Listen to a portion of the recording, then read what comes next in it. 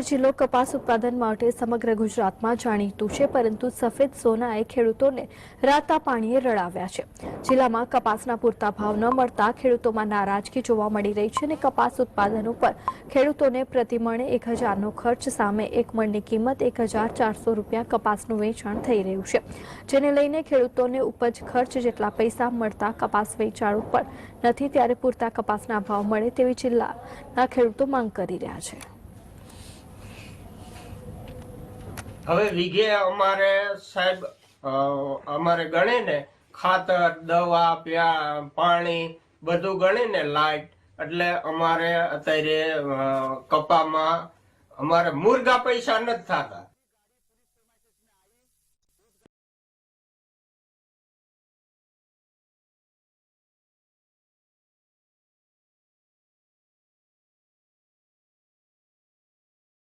અમારે 1400 થી 1500 નું તો સાહેબ ખરજ લાગી જાય છે, તો આ ડબલ એન્જિન ની સરકાર છે તો આ કરે છે શું? ભાવ ફેર કઈ રહ્યો નથી। મોરા કપાના ઈ ભાવ આપે ને હારા કપાના ઈ ભાવ આપે। આ સુપર કપા હે, તમે જો એક મણે 60 રૂપિયા ભાડું ચડે, ઉલટાનો 20 લોન્સ જાય છે। રાજકોટ માર્કેટિંગ યાર્ડમાં કપાસ વેચવા આવેલા ખેડૂતોએ પોતાની વ્યથા ઠાલવી હતી। બીજા જિલ્લામાંથી રાજકોટ કપાસ વેચવા આવતા ખેડૂતોને તો ભાડાનો ખર્ચ વધી જતા સરેરાશ ખોટમાં કપાસ વેચવો પડે તેવી સ્થિતિ છે। 1385 રૂપિયા મને આજની તારીખમાં માંડ મળ્યા છે। હવે એટલી અમારે સરકારશ્રીને એટલી વિનંતી છે કે અમારે 1400 થી 1500 નું તો સાહેબ ખરજ લાગી જાય છે, તો આ ડબલ એન્જિનની સરકાર છે તો આ કરે છે શું? હવે અમારે સાહેબ 14 વર્ષ પહેલાં કપાના 1400 આવતા હતા અને અત્યારે એની જ ભાવ, જ્યારે અમારે જો ખાતરમાં સાહેબ ડબલ ભાવ થઈ ગયા, દવામાં 3 ગણા ભાવ થઈ ગયા અને તોય પૈસા આપતાય ખાતર નથી મળતું।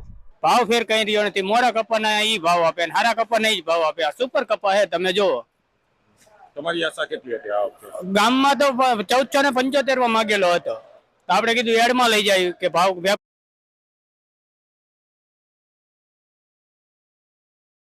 સુરેન્દ્રનગર જિલ્લામાં ખેડૂતોને કપાસના પૂરતા ભાવ ન મળતા ખેડૂતોએ સરકાર સામે રોષ વ્યક્ત કર્યો।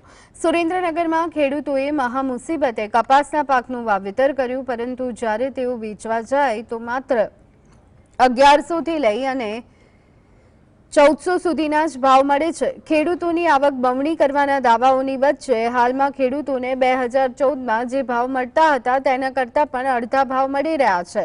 આ સાથે જ ટેકાના ભાવે કપાસની ખરીદી અંગે કોઈ નિર્ણય થઈ નથી રહ્યો તેવી સ્પષ્ટતા કરવા ખેડૂતોએ નિર્ણય કરવા માંગ કરી છે। જે કપાસમાંથી બનતી તેલ બને કે વગેરે જે કાંઈ બને એના ભાવ 2014 કરતા